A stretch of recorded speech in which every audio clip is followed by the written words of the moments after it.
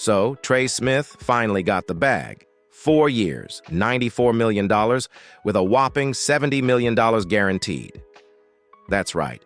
The Kansas City Chiefs just made him the highest-paid guard in the NFL, and it's not even close. But hold on a second. Some folks are saying he actually left money on the table. Sounds crazy, right? Let's talk about it. At first glance, this deal looks like a win for both sides. Trey gets long-term security, top-tier money, and the pride of knowing he's the most valued at his position. But according to Jason from Over the Cap, there's a twist. He believes that had Trey played on the franchise tag this season, then tested free agency next year, he could have triggered a bidding war. Big money teams might have driven his price up even further. So why take the deal now? Well, let's be real. Security is everything in the NFL. All it takes is one bad injury and your market value vanishes. Trey is betting on stability, not gambling on what-ifs. And frankly, I respect the move. He's staying with an active dynasty, locking arms with Creed Humphrey, and continuing to protect Patrick Mahomes. That's more than a business decision. That's a legacy move. From the Chiefs' perspective, yeah, they paid a premium price for a non-premium position. But when you zoom out, it starts to make sense. Trey's been one of the most durable players on the roster. No games missed in his career so far. He's a beast in the run game, improving every season in pass protection, and still just 26 years old. This isn't just a reward for past performance. It's an investment in what's still to come. And there's more. Because he signed the deal now, the Chiefs actually lowered his 2025 cap hit from $23.5 million to just $14.25 million. That freed up $9.15 million instantly. And you better believe Brett Veach is already thinking about where that money can go next. So let me ask you this. Do you think Trey made the right call locking in this deal now, or should he have rolled the dice and chased free agency? Drop your thoughts in the comments, and while you're at it, hit that like button if you're glad Trey's staying in Kansas City. And if you're new here, subscribe to Total Chiefs News. We're marching toward 5,000 subscribers, and we'd love to have you with us for the journey. Now that Trey Smith's deal is done and the Chiefs freed up over $9 million in cap space, let's talk about what Brett Veach and the front office are really up to here. Because this isn't just about rewarding a great player. This is about strategic, long-term financial planning. The Chiefs aren't playing checkers. They're playing chess with the roster, especially along the offensive line. Think about it. Yes, they paid top dollar for Trey, but look at the rest of the pieces on the board. Josh Simmons and Kingsley Suamataia are projected to be your left tackle and left guard of the future. And guess what? They're both on rookie contracts. That's a huge win when it comes to balancing the salary cap. You can afford to overpay at one spot when you're saving big at two others. Then you've got Joe Thuney, who's been a rock, making $15 million per year. But down the line, maybe 2026, you could see players like Wanya Morris or even Jalen Moore filling in on the right side, also on cheaper contracts. That's no accident. That's intentional roster design. Now here's where things get interesting. Jawaan Taylor. He signed a huge deal last offseason, but let's be honest, his performance didn't quite match the paycheck. And with the way the Chiefs are setting things up, there's a very real possibility they move on from him after this season. If they do, boom, $20 million in cap savings. That would be massive. This whole approach is what makes Brett Veach one of the best in the business. He's not just thinking about this year, he's mapping out 2025, 2026, even beyond. By locking up Trey Smith now, he's shoring up the offensive line for the present and creating flexibility for the future. It's not just about who's getting paid today. It's about how that shapes the entire roster down the road. The Chiefs are making sure Mahomes has protection, even as other veterans age out or get replaced with fresh, cost-effective talent. So let me throw this one your way. Should the Chiefs move on from Jawaan Taylor after this year to save that $20 million? Yes or no? Let me know in the comments, and while you're there, tell me your dream offensive line for 2026. Who are your 5 guys up front protecting? Number 15? Oh, and don't forget to hit subscribe. We've got tons of content breaking down every roster move, every contract, and every cap chess piece Veach plays. With Trey Smith's deal locked in and the cap space freed up, the next big question on everyone's mind is, who's next for a contract extension? The Chiefs' front office seems to have their eyes on someone many of us expected, but it still feels huge: Trent McDuffie. Now, Trent isn't just any cornerback. He's a first-team All-Pro slot corner and can handle top-5 corner duties on the outside. What's wild about McDuffie is his versatility.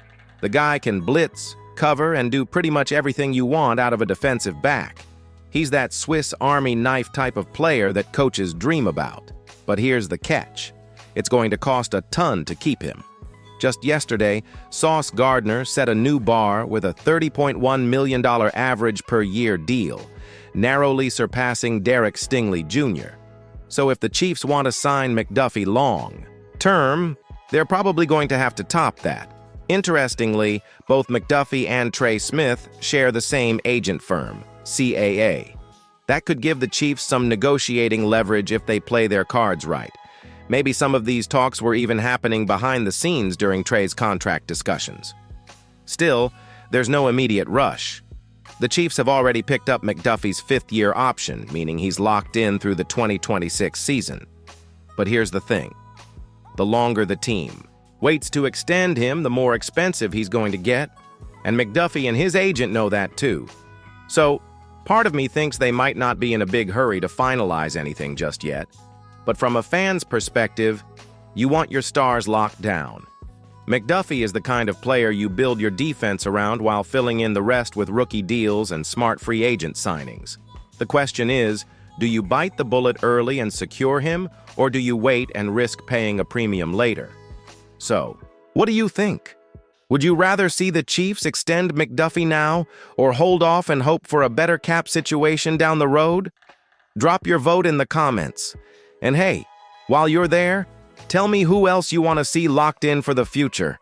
Don't forget to like the video if you're pumped about keeping these key pieces in KC, and hit that subscribe button so you never miss breaking news on the Chiefs' roster moves. Now, here's one that might surprise you. George Karlaftis could be next in line for a contract extension, and sooner than you think. According to insider reports, there's serious momentum building to get a deal done with George during training camp. If you're wondering who this guy is or why it matters, let me break it down. Karlaftis is a solid, young defensive end who's quietly been a valuable starter since he was drafted in 2022.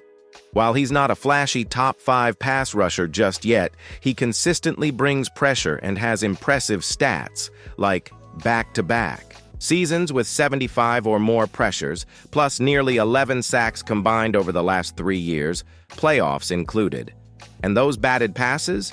They're almost as good as sacks, shutting down passing lanes. Now, compared to someone like Trent McDuffie, extending George is way more manageable financially.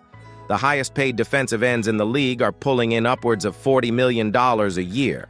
Karlaftis is projected to land somewhere around $20 million annually on a multi-year deal. That's a price tag. That makes sense for the Chiefs and their cap. The defensive end room is a bit unsettled going forward. Mike Dana's contract could be cut after this season, saving some cap space, and Charles Omenihu will likely hit free agency next year. Then you have rookies like Ashton Galati and Felix Anudike-Uzomah who are still proving themselves. So locking down Karlaftis early gives KC a dependable piece on the edge for years to come. So what do you think? Is $20 million a year a fair deal for George Karlaftis? Or is that still too steep? I want to hear your take in the comments. And if you love keeping young talent like this around, hit that subscribe button to stay updated all off-season and into the regular season. All right, to finish things off, let's talk about a surprising move that just happened. Justin Ross, a wide receiver who's been with the Chiefs for 4 seasons, was waived right before training camp. Now, what's interesting here is that it wasn't the team's decision. It was actually Justin who asked for his release. Justin caught just 6 passes for 53 yards during his time in Kansas City, so it's clear the competition in the receiver room has been fierce. With weapons like Rashee Rice, Sky Y. Moore, Kadarius Toney, Juju Smith-Schuster, and fresh draft picks like Jalen Royals, breaking into that group is tough, not to mention guys like Nico Ragaini, Elijah Badger, and others pushing for snaps. From what we know, Justin probably realized he wasn't going to make the 53-man roster and wanted to get a jump on finding a spot elsewhere. That makes sense. If you're going to latch on to another team, now is the time to get in during training camp, show out in preseason games, and climb the depth chart. I'm rooting for the guy, honestly. He's battled through injuries and kept fighting. I hope he finds a new home and gets his chance to shine somewhere else. This move is a reminder that the NFL is as much about timing and opportunity as it is talent. So, what do you think? Will Justin Ross catch on with another team? Let me know down in the comments, and if you appreciated his time with the Chiefs, drop a thank you for his effort and heart. And hey, before you go, make sure you're subscribed to Total Chiefs News so you never miss a beat on roster moves, contract updates, and all things Kansas City football. Thanks for watching, and as always, let's go. Let's freaking go.